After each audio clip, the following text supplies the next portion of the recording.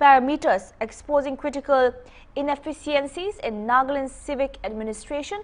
The highest ranking states include Kerala with Odisha, Maharashtra, Chhattisgarh and Madhya Pradesh close behind, while Nagaland ranks near the bottom alongside Manipur and Meghalaya. The UGI evaluates governance across 4 core dimensions: empowered city elected representatives and legislative structures, empowered city administration, engaged citizens and fiscal empowerment. Each of these areas is assessed through 13 sub-themes, totaling 42 specific indicators. Nagaland's low scores across these categories indicate a significant lack of strong systems and effective empowerment in its urban governance. And to discuss about this matter, we have our associate editor El Muli from the newsroom. Hello El, can you hear me? Hello? Can you hear me? Great. Okay, El, getting to it, can you please tell us what specific factors led to Nagaland being ranked at the bottom of the Urban Governance Index in 2024? Can we just get straight to that? Yeah, I was looking at a chart and then I was looking at the markings of the performance of Nagaland in this regard, and it reminded me of my mathematics marks when I was in school. 19 out of 100 for me is to get about 5 out of 100 in mathematics. So unfortunately for Nagaland, again we have another developmental indicator that has gone against us. So primarily the Urban Governance Index is to identify all the gaps within the local governance system, that is the municipal administration, for instance. That is one. So it studies some of the provisions that the municipal authorities or the local governance authorities to be able to use them for developmental purposes. The legislative tools that have been given to them in regard to framing local laws that are not for the state, but those are for the regulation of the local areas. So these are some of the functions that they are supposed to have, but which unfortunately, according to the indices, have not given to them. So the whole idea of the Urban Governance Index is to identify some of the gaps, and based on these gaps, the study says that the state government is not performing that well through its local governance authorities. So it's basically to understand the loopholes, the failure of the provisions or the lack of them when governing the local areas are too. Right, also can you elaborate on how Nagaland's municipal acts, particularly the 2023 Act, falls short in empowering city governments then? And also, if I'm not mistaken, they have also mentioned about that also in the index, the how is lacking behind, and you know the how we're falling short. So can you please elaborate on that as well? Yeah, there is no difference between the Nagaland Municipal Act 2001 and the Municipal Act of 2023. So the only changes that were made in the 2023 edition of the Act was that there was changes in the quota system for women. And I think we have seen a lot of trouble because of women reservation, and for which, because of those changes, we could even hold the municipal elections this year. Anyhow, so the provisions in the 2001 Municipal Act and those of the 2023 editions are practically the same. I think it's the wording, because in the light of the Urban Governance Index that was released, it mentioned a lot of regulatory frameworks that were missing for the municipal authorities or the local governance authorities, for them to be able to use it to make decisions for the community, especially when it comes to developmental work. But if you look at the 2001 Municipal Act, then there is nothing there, like specifically giving functions, a specialized function to the local authorities. And even in the 2023 edition of the Municipal Act, there is no specialized powers, especially autonomous local decision-making powers that have been given to the local leaderships. So, like I said before, the changes that were made in the 2023 edition was basically in the form of the reservation that was given to women and their stature within the establishment. But there has nothing been made for the local authorities for them to act and take decisions based on the community they represent, because they are the only ones that can effectively express the intent, the intentions, the visions, and the statement for and the movement forward in regard to the development or growth of their local areas here. So there are no specific, except for general wordings, of course, general directives in regard to who should lead the area and in what form of representation they are to stand for the community. But there is nothing in the sense of local autonomy and exclusive specialized powers for this leadership to exercise for the community. So that is the difference. Both of them lack what the urban governance index has pointed out, the loopholes, the gaps, the anomalies within the system. Right. So like, moving on, what are the consequences of mayors not having the authority to appoint chairpersons of standing committees in Nagaland, and how does it play a part here? A lot. The fact that our local leadership, especially at the governance level, who are representatives of the government representing us at the ground, at the grassroots, the impact is a lot. I remember back then in Dimapur when we were residing there, some of the guys in that local administration, the town committee area, I think, they decided to build a culvert. So there was a big fight that broke out actually, because what the communities wanted was that they wanted drains around a certain portion of a locality there. But the municipal local representatives, they said that, not the elected ones, it was before the town elections, they wanted a culvert instead. So they said, we need drains, we don't need culverts. Why would you build a single culvert when we need drains for it to transfer the water away from our residential areas somewhere else? And they said, this is the only developmental work that the government gave us. We don't have anything, we don't have any provisions for drains here. So the culvert was what was given to us, and the funds were meant only for that. So this is what we're talking about.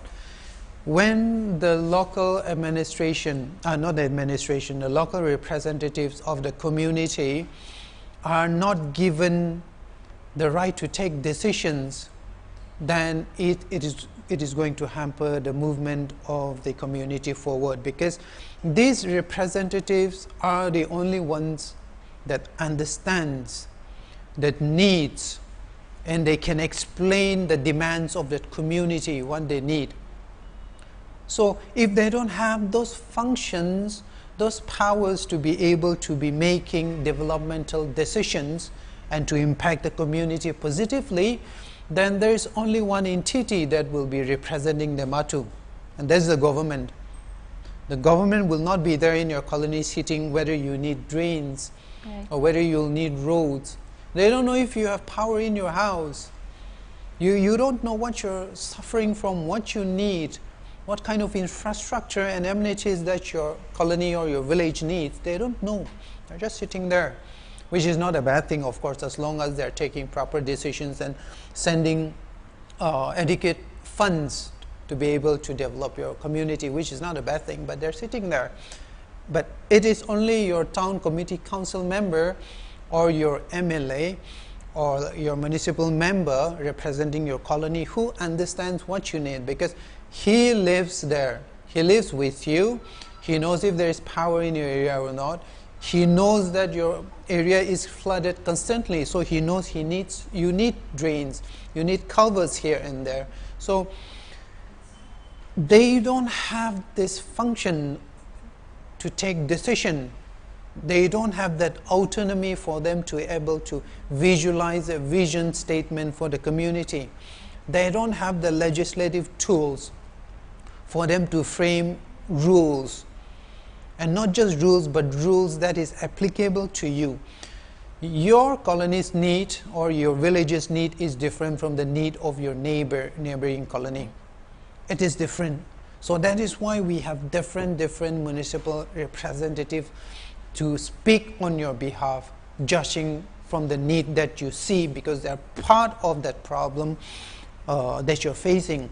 They also face the same thing. So the impact is a lot. So if they are going to expect some kind of changes in the community and its developmental character, then I believe that the government of Nagaland must have to certainly amend the Nagaland Municipal Act 2023, walk away from the 2001 Municipal Act and bring in new elements of administration that will empower the local authorities representing your community, the council or the locality, for them to make decisions that will justify what you need, and not based on the thoughts of the government up there.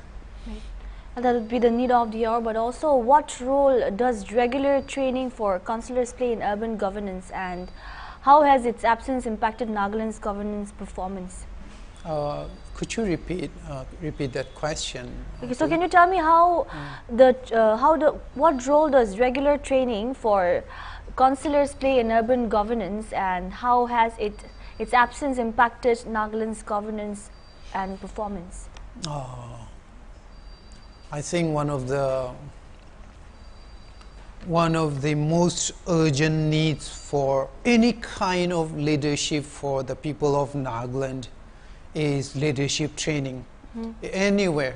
It's not just the government, it's not just the ministers and the MLAs, not just the DCs and the municipal establishment, and the police also. On a lighter side, at the microscopic level, I'll tell you once, I went down to the Dimapur police station once to inquire about something that I was writing about. And I remember I think it was during 2019, 2019 or 2020, somewhere in the region. So I went to inquire with a police station at East Dimapur. And I went in and introduced myself to that police officer, okay? And that police officer, I wouldn't state his name, he just looked at me and then he was like,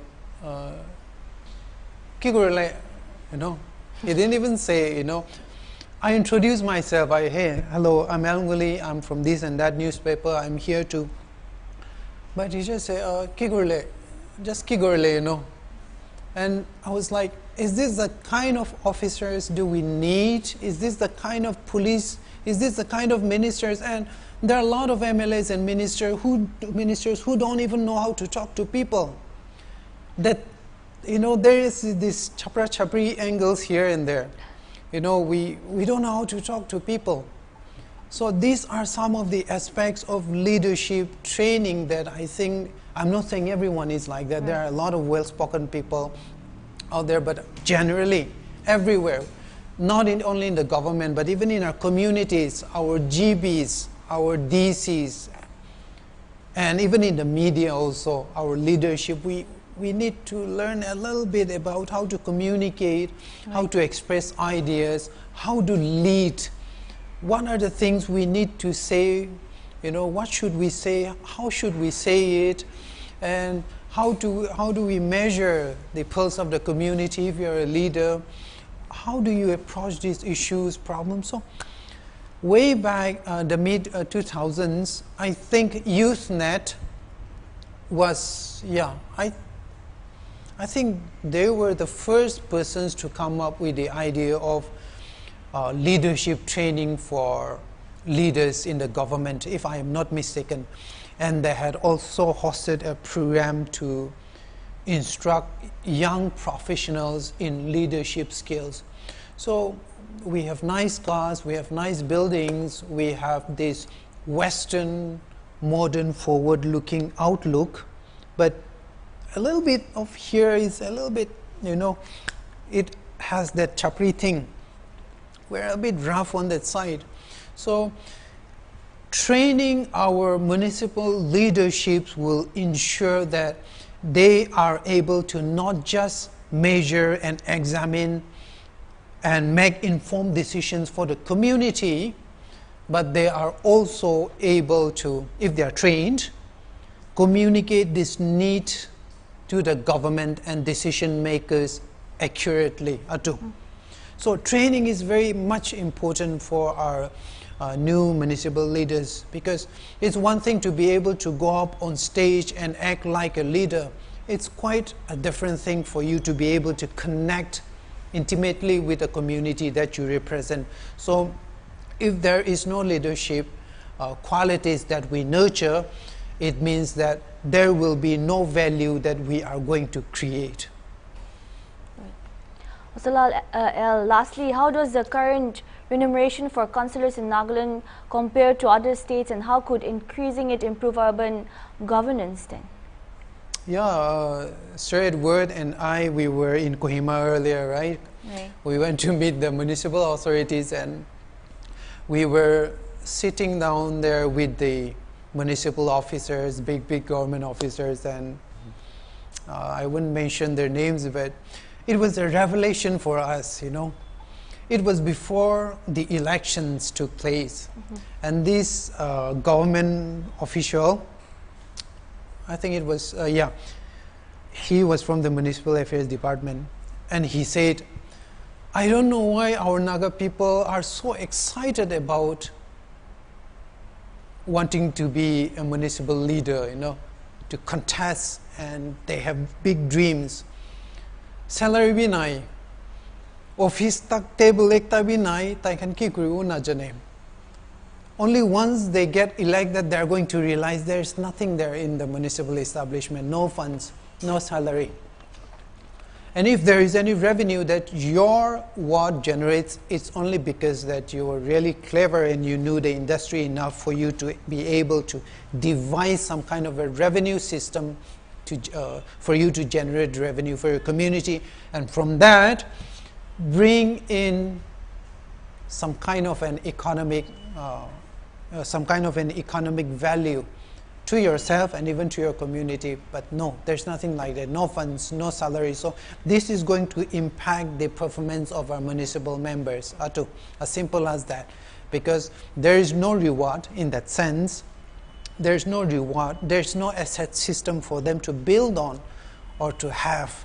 So I think the level of motivation will be much lower than those who are paid or who are getting something out of the revenue system, because I don't think anybody would like to work for free in this regard. So their remunerations, salary which is non-existent, they wouldn't get anything, is going to definitely impact their performance in that regard, I think.